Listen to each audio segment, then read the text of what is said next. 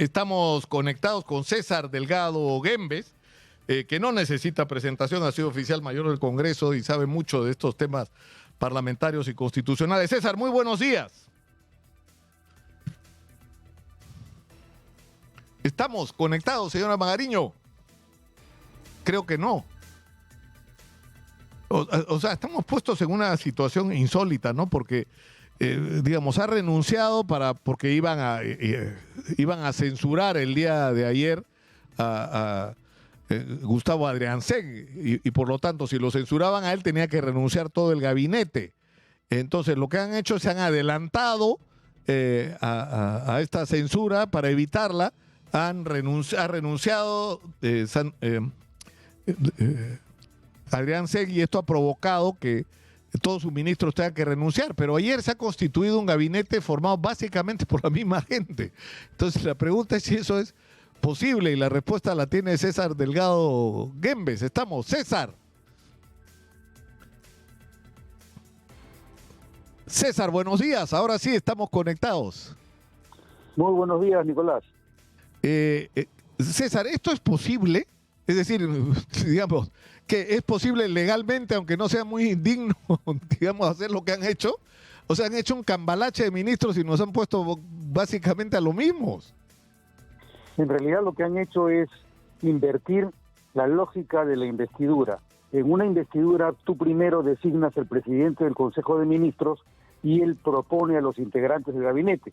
En este caso, la presidente ha elegido a los miembros del gabinete y luego ha puesto a quien actuará, pues me imagino que como títere o como marioneta para hacer las veces de presidente del Consejo de Ministros. Eso cabe hacerlo desde el punto de vista formal, pero ya estamos cansados, aburridos de que se sigan procedimientos que no son de los más ortodoxos desde el punto de vista constitucional.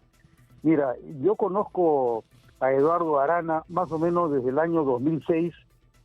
Él fue asesor del congresista Víctor Mayorga Miranda cuando era presidente de la Subcomisión de Acusaciones Constitucionales.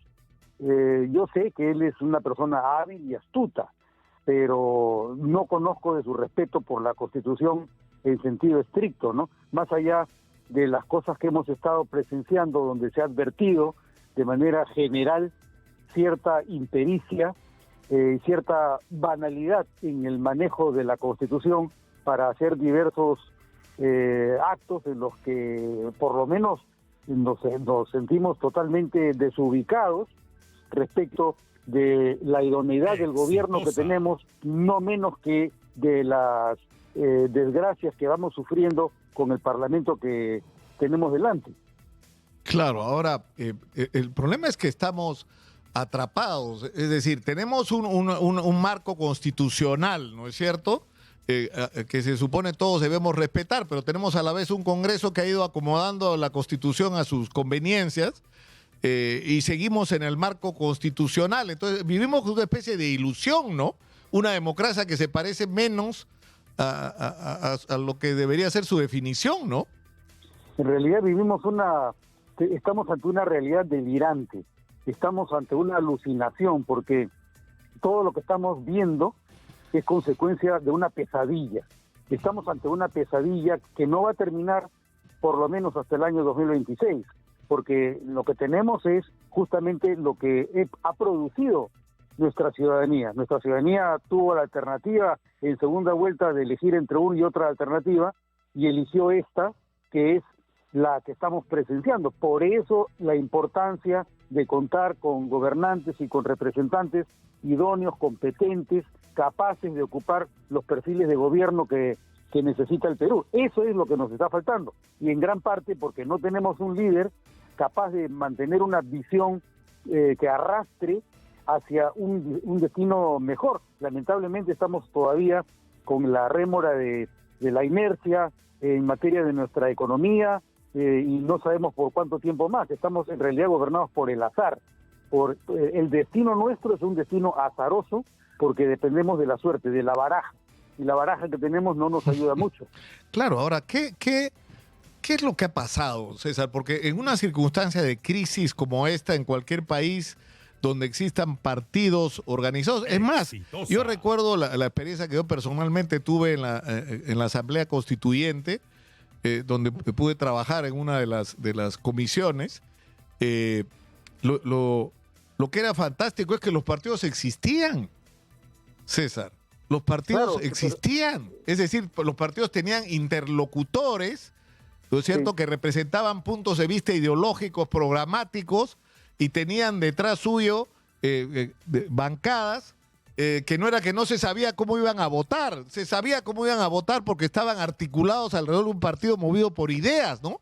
Y no por circunstancias. O sea, no hay nada de eso, César. No quedó nada de eso. Es cierto, pero también es cierto que a partir del año 1990, cuando cae el muro de Berlín, cuando cae el imperio ruso, nos encontramos en una realidad totalmente diferente, donde los patrones ahora se han borrado, ya no, las ideologías no cuentan. Estamos ante una situación en la que además los medios de comunicación permiten el acceso a información que antes se desconocía, juntado por otro lado, a que los gobernantes, empezando por el señor Velasco y luego por el señor Fujimori, han tenido un discurso que ha favorecido a la larga que prime el criterio de los improvisados, porque se ha criticado el rol que tenían los partidos políticos. Entonces, es una falla del discurso antipartido, pero también es una falla de los propios partidos que no se han renovado y que hasta ahora no admiten que tienen que hacer una reingeniería seria de su propia existencia. La parte normativa también debe favorecer algo, porque con el sistema electoral que tenemos, donde se permite la fragmentación, porque lo que queremos es simplemente cumplir con las reglas para ver quién con su propio partido puede llegar al Congreso y quedarse con una tajada del poder. El individualismo de los que aspiran a un puesto político para tener poder y así afianzar sus intereses privados, eso no nos ayuda para nada tampoco, y eso es parte de la cultura que tenemos como ciudadanos. Ese es el principal problema. No tenemos líderes políticos, tampoco tenemos ideas políticas, no tenemos una visión del Perú que sea capaz de juntarnos y de conseguir la mancomunidad en la que debemos vivir. No tenemos un sentido de mancomunidad. Ese es el gran problema, creo, me parece, Nicolás. Claro, porque además las decisiones se toman en función de yo te doy 2 ministerios, entonces tú me das permiso para el viaje, entonces es decir, es una cosa que uno no puede creer en un contexto que paradójicamente no es una crisis muy grave de inseguridad y crisis económica para importantes sectores de la sociedad, pero también es un momento de grandes oportunidades como país, César. O sea, no es solo que tenemos problemas, estamos dejando pasar oportunidades. Ahora, ¿qué es lo que viene en términos formales? O sea, mira, se han burlado de nosotros ayer con este cambalache, pero esto tiene que ser sometido a votación al Congreso, ¿no? El Congreso tiene que avalar o no a este nuevo gabinete. Mira, probablemente estemos ante los estertores de una institución que haya quedado anulada con la reforma constitucional, que es la investidura.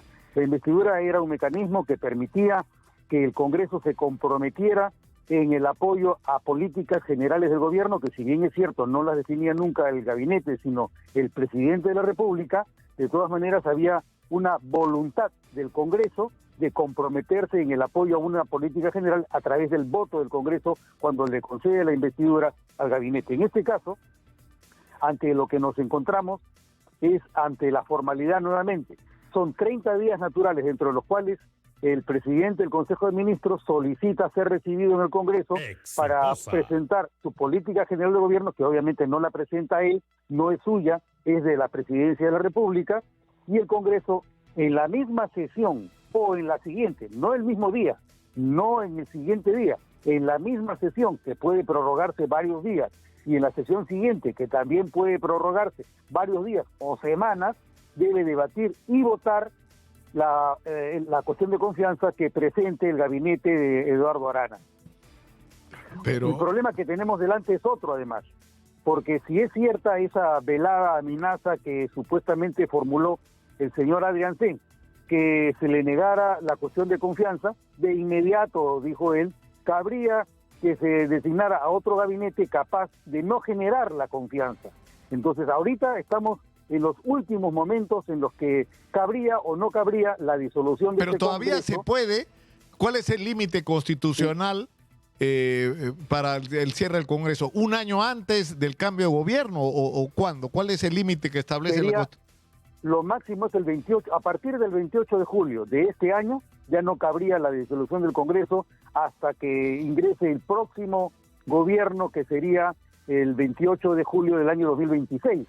Entonces, este Congreso puede ser disuelto entre hoy y el día 28 de julio de este año. Y esa es la amenaza que levantó, ¿no es cierto?, Gustavo Adriancén. Si ustedes no nos dan la confianza, nosotros vamos a cerrar el Congreso. Vamos a, ¿no es cierto?, porque se puede usar todavía el recurso Claro. Pero tenemos que darnos cuenta que en realidad toda la maquinaria constitucional resulta ser como un arete de brillantes que se le prende a la trompa de un capibara, porque es un lujo, es como tirarle perlas a los cerdos, de acuerdo a lo que decía el Evangelio.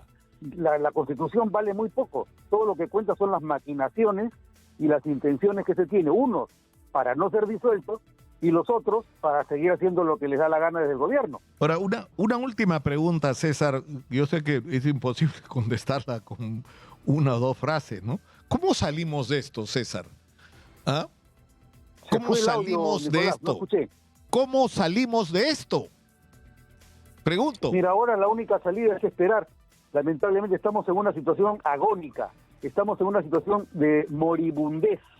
Esa es la situación ante la que nos encontramos, en medio de ánimos que son proditores, es decir, de felones que están entregándonos al diablo.